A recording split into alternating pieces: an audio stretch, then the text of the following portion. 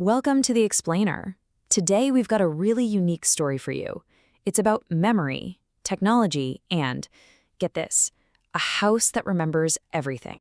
And it all kicks off with this really simple but kind of profound question from an author named Randall J. Seaver. This one question sparked a fascinating experiment in storytelling, one that mashes up the past with the absolute cutting edge of today's tech. All right, let's jump right in. The story itself takes place inside a family home in San Diego. But here's the twist. It's told from the perspective of the house itself. Yep, you heard that right. So, from the house's point of view, the real heart of the home was this big dining room bookcase. And we're not just talking about a piece of furniture here. No, this thing held treasures that the house thought were way more valuable than gold. And right at the center of it all was this one special collection. And this is where it gets really interesting, you know? The story doesn't just talk about books on a shelf. It brings them to life. They're personified as these scholarly soldiers, basically the main characters in the family's ongoing search for answers. Okay, so let's see where this goes. We're going to explore how this one set of encyclopedias pretty much became the unsung hero of the family, shaping everything from homework assignments to those classic dinner table debates. The whole thing seems to start with a really specific moment, a simple school report on elephants. You know, what could have been a total chore for young Randy turned into this amazing safari of discovery, all happening right there at the dining room table. And it was all thanks to the e-volume. So pretty quickly, these books became the ultimate source of truth in the house. I mean, they were the final referee for any family debate. The most common thing you'd hear at dinner was probably, wait, let me check. And then you'd hear pages flipping like crazy to settle some argument about history or geography or, well, you name it. And this just perfectly captures the magic of these books, right? One simple question about, say, baseball didn't just get you one simple answer. Nope, it would set off this chain reaction of curiosity, a total rabbit hole that would pull the whole family in, taking them from baseball to Babe Ruth, and then somehow ending up talking about Louis Armstrong's jazz music.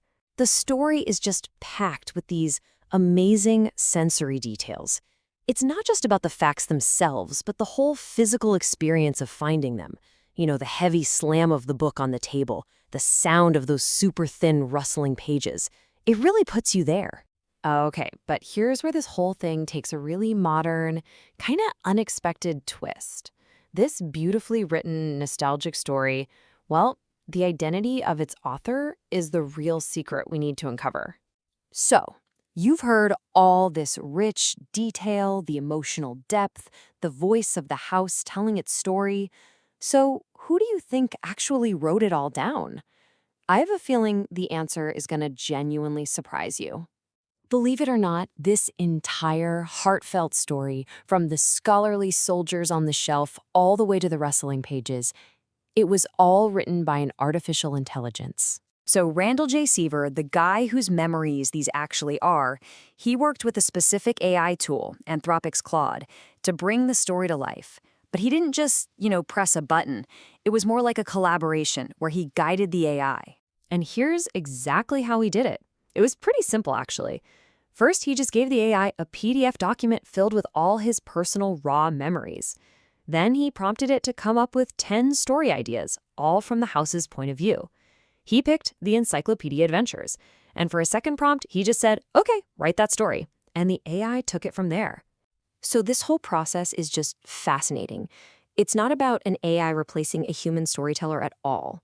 Instead, it kind of points to this powerful new way we can collaborate with technology to preserve and share our own personal stories. And when you really think about it, there's this beautiful symmetry going on here.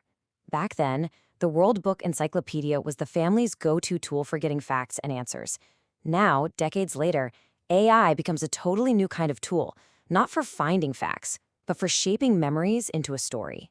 And that's really the common thread, isn't it? The AI story ends by saying that the encyclopedias taught the kids this fundamental lesson about being curious.